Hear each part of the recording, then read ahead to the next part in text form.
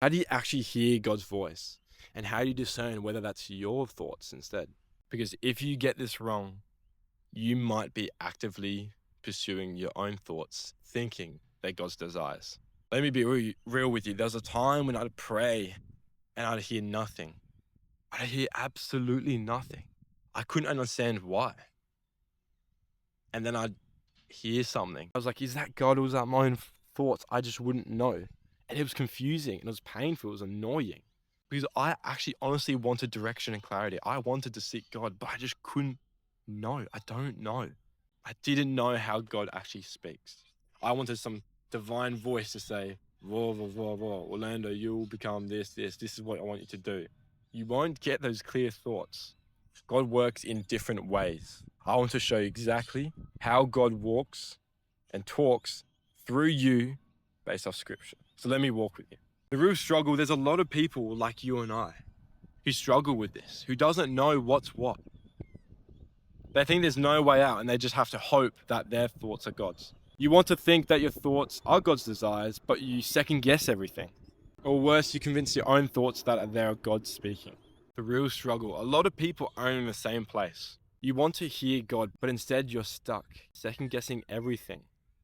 You don't know what's what. You want to hear God's voice. This is dangerous because if you mistake your voice for God's voice, this can justify all your actions with your own thoughts because you think they're the same.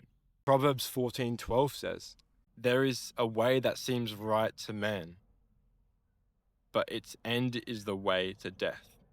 Just because something feels right doesn't mean it's from God. God doesn't usually speak in big, loud voices. 1 Kings 19:12 describes his voice as a gentle whisper, not noise, not chaos, but quiet. And if your life is full of distractions, you won't hear it. What God's voice actually is like, it aligns with his nature. It doesn't contradict himself. That's very important. John 10:27 says, "My sheep hear my voice, and I know them, and they follow me." This means you can hear him, but you need to learn to hear what his voice actually is. Just like you'll recognize your friend's voice or your mother's voice when you're a child, you'll learn his voice over time. The goal isn't just to hear something, it's to know who is speaking. Because your thoughts and emotions and even external influences can all sound really convincing. Hearing God isn't random, it's developed. Hebrews 5:14 says, "Mature believers have trained themselves to distinguish good from evil." This means discernment is built. It's not just given, it's not automatic. It's slowly built over time by learning God's voice. So I got 3 practical steps that you can take, that you must follow to decide whether your thoughts are random or they are God inspired. Step number 1. This is the most important step. Listen to this or you'll get misled. God will never contradict his word, like I said before. 2 Timothy 3:16 says, "All scripture is God breathed." So if a thought goes against the Bible, against this word, it is not from God. You must learn his voice through the word. The more you read scripture, the more you'll understand it. The more you understand his personality, his nature, his promises, his truth. The more you embed your life within scripture, the more that you can base off of it to understand whether your thoughts are his or yours. Test every thought. Does it align with scripture? Does it lead me closer to God? Or is this just what I want for myself? If it contradicts the truth, if it contradicts his word, it is not from him. Practical step number 2, speak to wise counsel. You can't hear God in your constant noise. Go to someone else that can look inward to your life. Wise counsel will take a step back view and approach a non-biased angle of your life and see where you might be falling. They'll look at your life and actions and help apply scripture to where you have missed. Just like before, when you're trying to find scripture in your life, there might be points in your life where you have missed.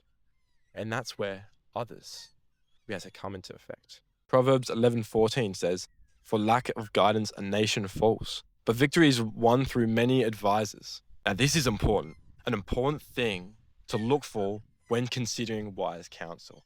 Now, you can't just go up to anyone on the street and say they're wise counsel. You can't go up to any person in your church and just expect them to be your wise counsel. It is very important that they meet certain requirements, because they might just be in the same struggles that you are. They might still be thinking that, trying to find the decision between whether it's their voice or God's voice. I would suggest to seek counsel that strictly follow these 4 points. They don't add outside books or ideas to the Bible and call it scripture. Everything they look at is within the Bible, is within the gospel. They read the Bible and study it.